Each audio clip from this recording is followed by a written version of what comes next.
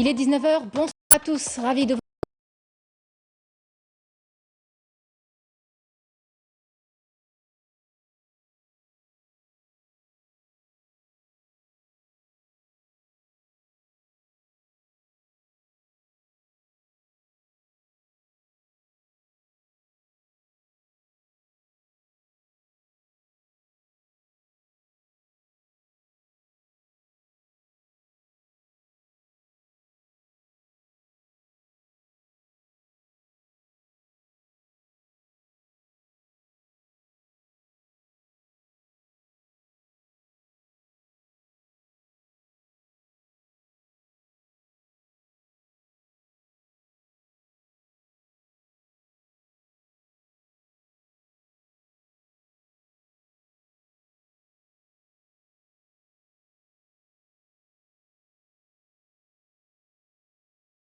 Président de la République lors du dernier Conseil des ministres pour ce qui est de moderniser le tissu urbain. Nous irons à Constantine entre la nécessité de garder le cachet authentique de la cité et le respect des normes modernes.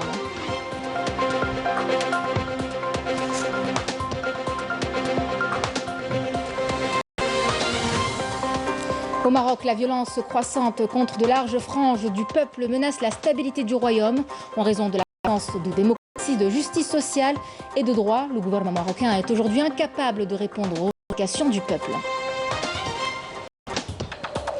Mesdames, Messieurs, bienvenue. Le président de la République, Abdelmadjid Tebboune, a installé ce jeudi l'inspection générale de la présidence de la République, dont les prérogatives s'étendent à tous les secteurs, à l'exception de la défense nationale et des activités juridictionnelles.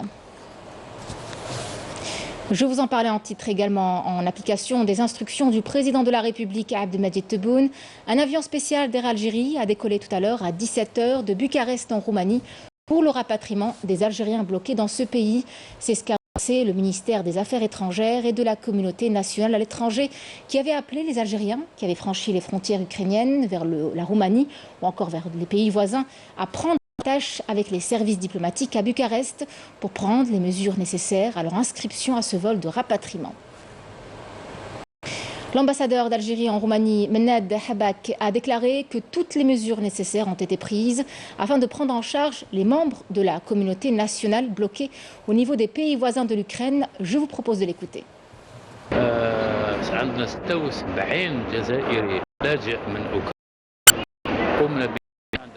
Nous avons pris en charge 76 Algériens provenant d'Ukraine. Nous les avons transférés vers 2 hôtels que nous avons réservés au préalable pour pouvoir accueillir. Nous leur avons fait des tests PCR pour qu'ils puissent accéder à l'aéroport et rentrer en Algérie. En ce moment, ils viennent d'avoir leur carte d'embarquement. Tout est réglé pour ces 76 Algériens. L'avion atterrira vers 20 h 30 ou 21 h, heure algérienne. Nous savons qu'il y a d'autres Algériens qui ne sont pas encore arrivés. Nous sommes prêts à les prendre en charge et à leur consacrer un 2e avion si cela s'avérait nécessaire. Le ministère des Affaires étrangères a mis à notre disposition tous les moyens nécessaires pour accomplir notre devoir envers les citoyens algériens établis en Ukraine.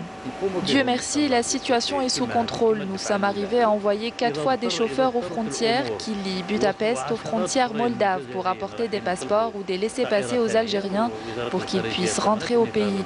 Car dans la précipitation, certains ont perdu leur passeport. Nous avons même demandé aux autorités roumaines de laisser les portes d'embarquement accessible jusqu'à la dernière minute.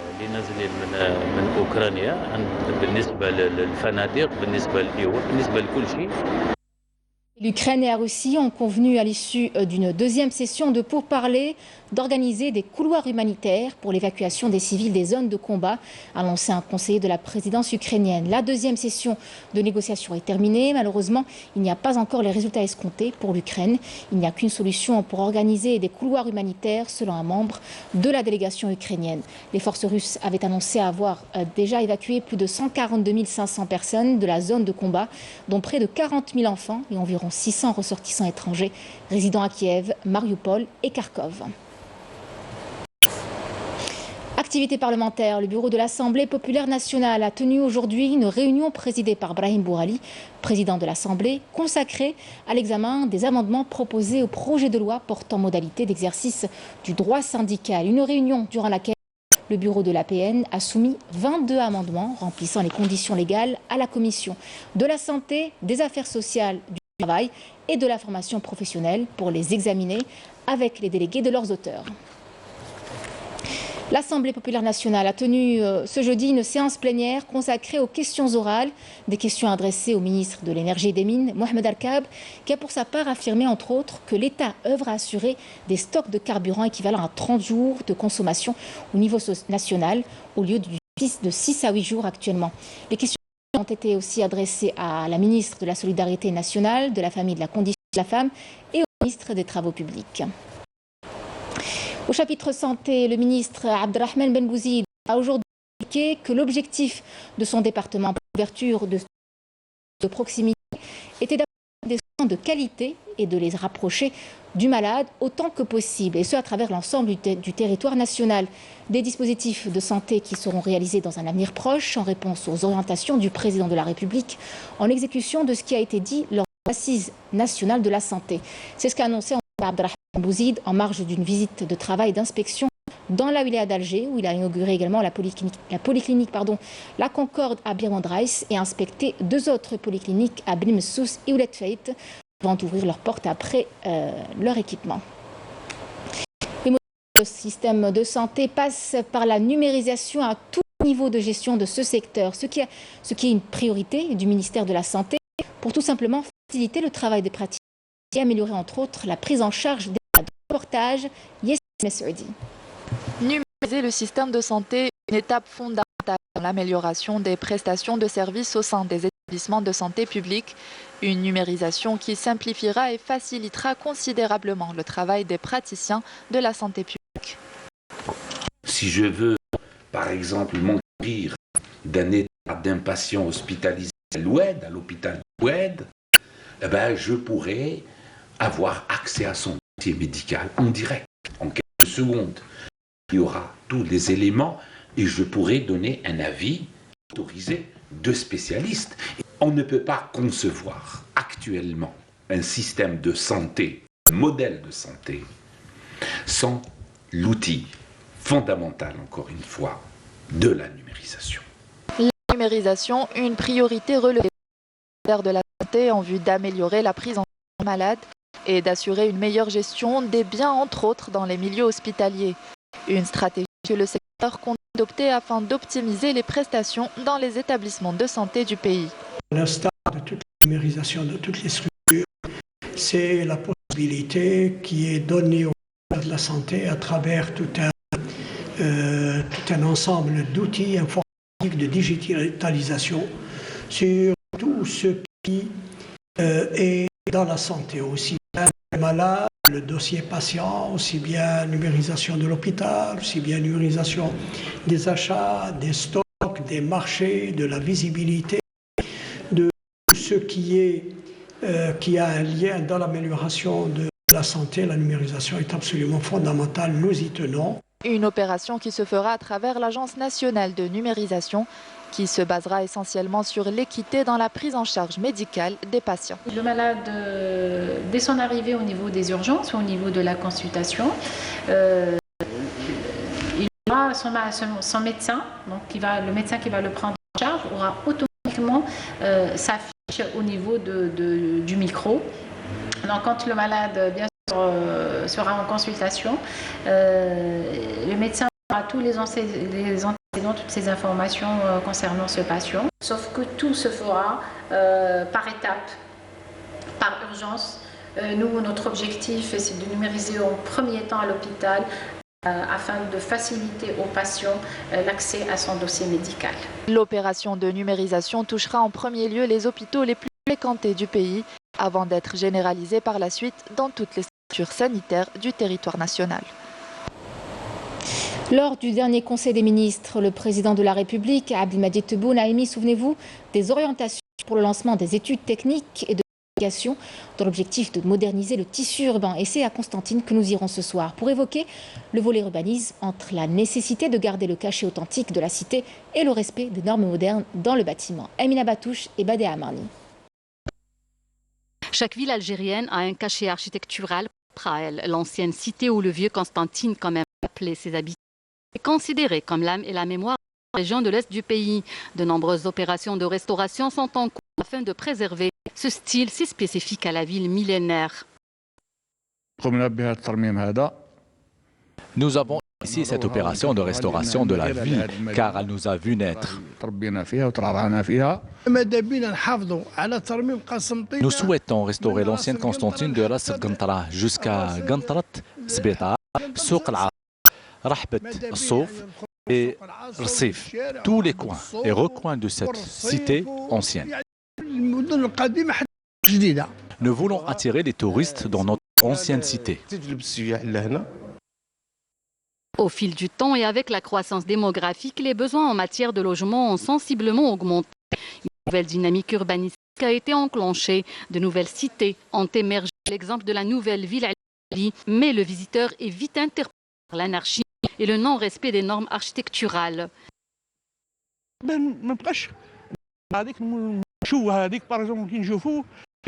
Notre regard est agressé par les paraboles, les climatiseurs placés partout. Nous applaudissons la décision du président portant amélioration du tissu urbain. Nous sommes au XXIe siècle et il ne faut pas transformer nos quartiers en bidonvilles. Même ce qui est moderne ou les bidonvilles, on ne peut pas civiliser nos quartiers. Je suis content de la décision prise par le président de la République. J'espère qu'elle sera concrétisée sur le terrain. Le temps est venu de voir nos cités comme des vitrines reflétant nos comportements. Nous soutenons toute décision pour améliorer le tissu urbain. La wilaya de Constantine va limiter ses projets de développement, notamment dans le domaine du bâtiment, aux normes urbanistiques et architecturales requises pour répondre aux attentes des citoyens. Un qsar vieux de plus de 2 siècles, situé dans la lumineuse oasis de la Saoura, a été réhabilité et restauré par une association pour le plus grand bonheur de ces touristes qui sont de plus en plus nombreux à s'y rendre. Un investissement qui contribue de façon significative au développement du tourisme saharien. Samara Hadjamal. Qsar de Warourout, un des 3 qsars principaux que compte la vieille ville de la perle de la Saoura, Beni Abbas. Il a été édifié il y a plus de 250 ans et pour sa préservation et sa mise en valeur, une association a procédé à sa rénovation pour en faire une destination touristique phare et permettre aux visiteurs de Beni Abbas de découvrir les traditions ancestrales de la région. Notre association a été créée en 2003. Le siège de l'association se déploie sur 8 chambres, des chambres originales et d'autres sont simples. Nous avons conservé le cachet du vieux bâti. Nous avons donc utilisé du bois, de l'argile et des feuilles de palmier. Nous avons construit en reproduisant les mêmes gestes, un cachet sahraoui fidèle à Beni Abbas et à toute la région. Un savoir-faire et des matériaux spécifiques pour garder le cachet ancien, atypique, qui fascine de plus en plus les touristes, nombreux à se passionner pour le tourisme saharien. Le tourisme saharien est quelque chose de nouveau pour moi. L'accueil est formidable. Les chambres ont un style particulier que l'on ne retrouve pas dans le moderne.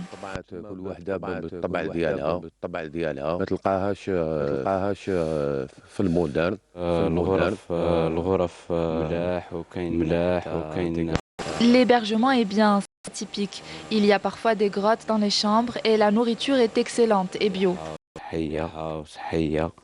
Les qsars sont le témoin d'une histoire, mais aussi d'un mode de vie proche de la nature, des rites et des codes qui fascinent encore. Évocation, 65e anniversaire aujourd'hui d'un des monuments de la guerre de libération algérienne. Il s'agit de l'Arbi Ben Madi qui fait aujourd'hui figure d'emblème dont les générations de l'indépendance s'inspirent. Une cérémonie en hommage au parcours et au sacrifice de ce héros a été organisée dans sa ville natale, au Douar Kouahi, dans la commune de Ain Lila, wilaya d'Oum el-Bouaghi. Sur place, le ministre des Moudjahidines et des ayants droit, Haïder Biga, a tenu à honorer à l'occasion plusieurs membres de la famille révolutionnaire et de Chouhada. On vous emmène à présent à Béchar, au niveau du barrage de Djerfet Torba, connu pour son abondance grâce à l'aquaculture. Plus récréatif pour beaucoup, apporte une véritable valeur ajoutée à notre économie. Sofiane Hamoudi.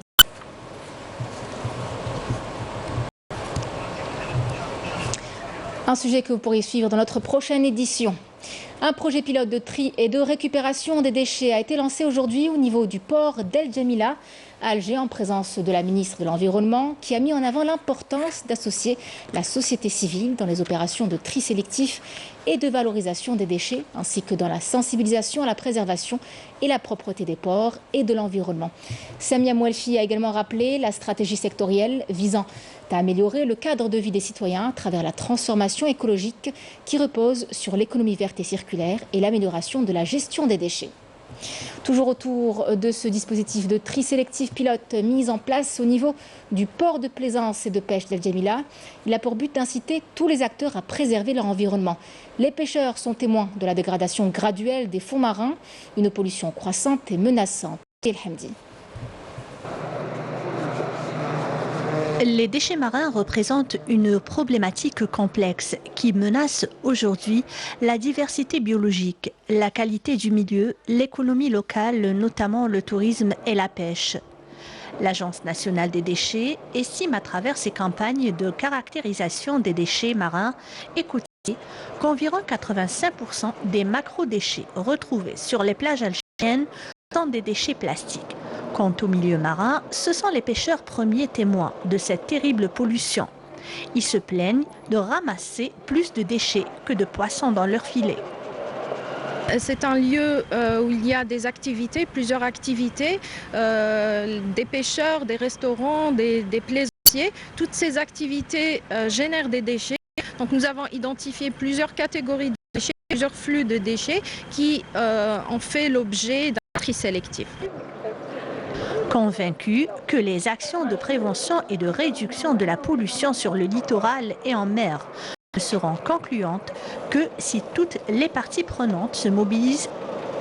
Le but de ce projet, c'est d'améliorer la gestion des déchets au niveau du port, créer cette dynamique de récupération des déchets. Ça a permis aussi, si ce projet se généralise sur les 47 ports de pêche qui sont installés sur le littoral algérien, ça va permettre de réduire significativement la pollution. Comme initiative pilote, le port de pêche et de plaisance El Djamila ex-La Madrague à Alger est doté de dispositifs de tri sélectif. La récupération des déchets se fait grâce à l'engagement quotidien des différents acteurs intervenant au niveau du port. Les utilisateurs du port étaient très captivés, très coopérants pour l'utilisation de l'aire de tri. C'est un projet intéressant dans la mesure où il permet, je dirais, d'assainir l'environnement. À notre niveau, c'est une présélection des déchets. On le fait en fonction de la composition des déchets eux-mêmes. Les pollutions dans les ports de plaisance peuvent être globalement maîtrisées avec la mise en place des différentes mesures efficaces. Au Maroc, la violence croissante contre de larges franges du peuple menace la stabilité du royaume en raison de l'absence de démocratie, de justice sociale et de droit. Le gouvernement marocain est aujourd'hui incapable de répondre aux revendications du peuple et les protestataires de leur côté ont initié plusieurs grèves dans différents secteurs d'activité. Marim Damis.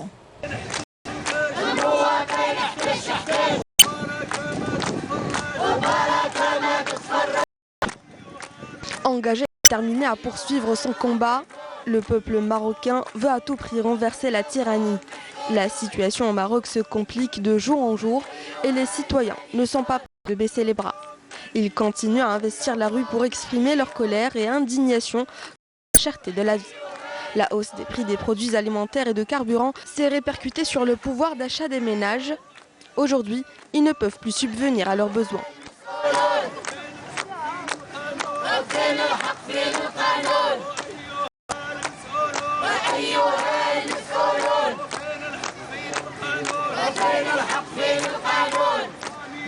وهذه الوقفة هذه كتجي هي احتجاجا على غلاء المعيشة استمرارية. Cette protestation intervient en réponse à la cherté de la vie. Même si nous sommes menacés de famine, le gouvernement ne pense qu'aux augmentations des prix comme solution à cette crise. الأوضاع اللي كاينة اليوم.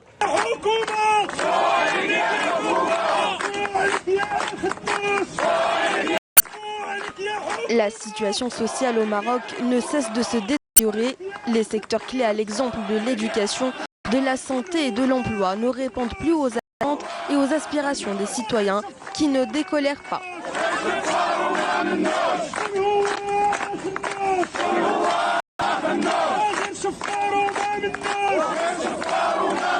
هاد المدينة هذه ما فيها حتى شي حاجة اللي يمكن أن بنادم تقدر ما فيها شي حاجة ديال العيش الكريم. Dans notre ville, nous n'avons aucun moyen de vivre dignement, ni éducation, ni santé, ni emploi. La réponse à cette situation reste l'immigration clandestine. Nos jeunes n'hésitent pas à quitter leur pays dans des embarcations de fortune pour rallier l'autre rive de la Méditerranée.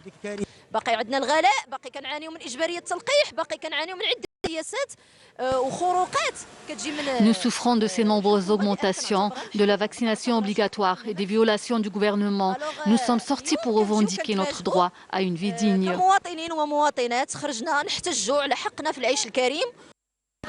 Pour rappel, les protestataires ont initié plusieurs grèves dans divers secteurs d'activité à travers tout le pays. Au total, 51 villes ont répondu à l'appel du Front social qui regroupe des partis d'opposition de gauche, notamment dans les grandes villes comme Casablanca, Meknès et Agadir. Ils sont 19 enseignants contractuels à avoir été arrêtés, d'autres blessés au Maroc lors de la manifestation pacifique hier devant le ministère de l'Éducation à Rabat pour protester contre la non-satisfaction de leurs revendications socio-professionnelles. Des vidéos circulant sur les réseaux sociaux montraient des enseignants violentés et insultés par des agents. Et malgré la répression, eh bien, ils restent déterminés à poursuivre leur combat.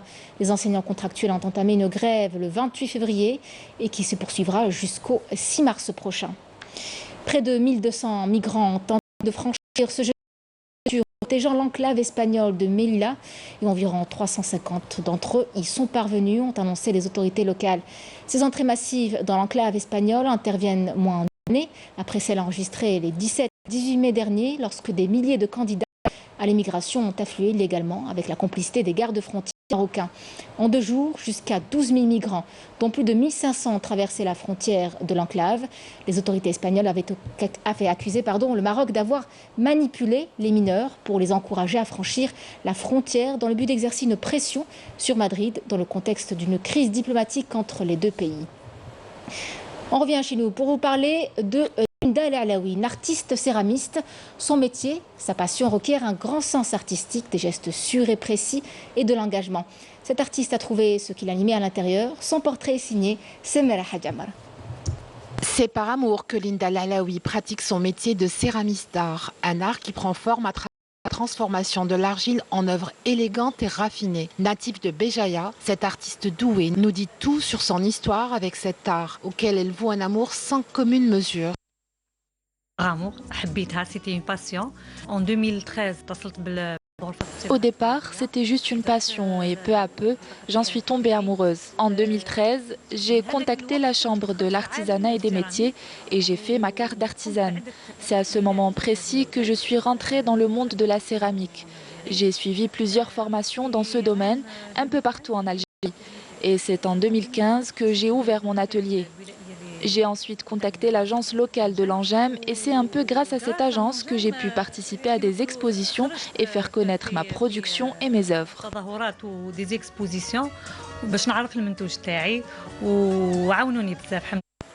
Pugnace, Linda El Alaoui est parvenue à imposer sa passion pour cet art et devenir par la force de son travail l'une des ambassadrices de la culture algérienne et en particulier celle de la culture amazigh en Algérie et à l'étranger.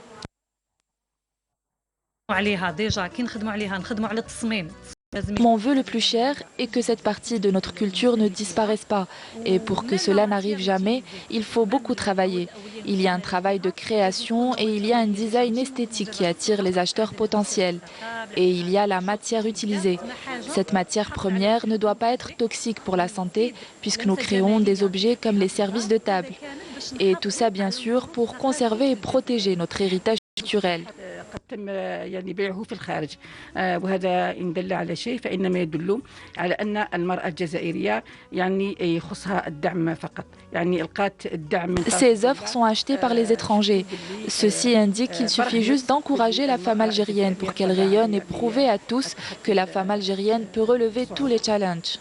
Cet artiste céramiste est un modèle d'engagement et de persévérance. Et dans son atelier, il n'y a de place que pour la création artistique, où chaque objet, chaque pièce, chaque signe, chaque couleur raconte un morceau de notre histoire et de notre culture. La ville d'Oran se prépare à accueillir les Jeux méditerranéens qui se dérouleront du 25 juin au 5 juillet prochain. Qu'il s'agisse d'infrastructures sportives ou hôtelières, vous verrez, tout est en phase de finalisation. Malim Damis. 3 mois avant le début des Jeux méditerranéens, la ville d'Oran se prépare à recevoir ses invités grâce à des infrastructures sportives et d'accueil flambant neuves. Ce stade olympique réalisé selon les normes internationales peut accueillir jusqu'à 40 000 personnes, abritera plusieurs compétitions, notamment les cérémonies d'inauguration et clôture qui sont d'ores et déjà en préparation. Les organisateurs tablent sur des événements grandioses à la hauteur de l'événement. À seulement 3 km des installations sportives, le village olympique Belkaïd, à l'est d'Oran, est fin prêt pour accueillir les athlètes qui prendront part à cette manifestation.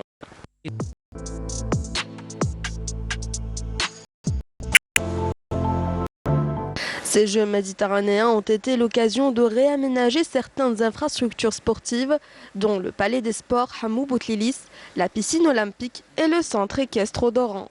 D'autres ouvrages ont vu le jour à l'instar de la nouvelle aérogare Ahmed Ben Bella, d'une capacité de 3 millions de passagers. Le secteur du tourisme et de l'artisanat a mis à la disposition des visiteurs tous les établissements hôteliers publics et privés existants et ouvre 15 autres établissements d'une capacité de 200 lits. Lors de sa visite à la wilaya d'Oran, le président du comité international des Jeux méditerranéens, David Tizano, s'est félicité du travail accompli et a exprimé son optimisme quant à la réussite du tournoi. Les préparatifs battent donc leur plein pour assurer le bon déroulement à tous les niveaux de cette manifestation sportive que s'apprête à accueillir l'Algérie.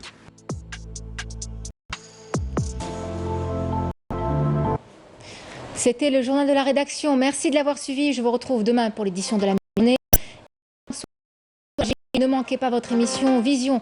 Samia recevra Taous Djilouli, envoyé spécial chargé de la communauté nationale étranger. Il sera notamment question de la prise en charge des membres de la communauté nationale bloquée au niveau des pays de l'Ukraine et de leur rapatriement. Merci à tous.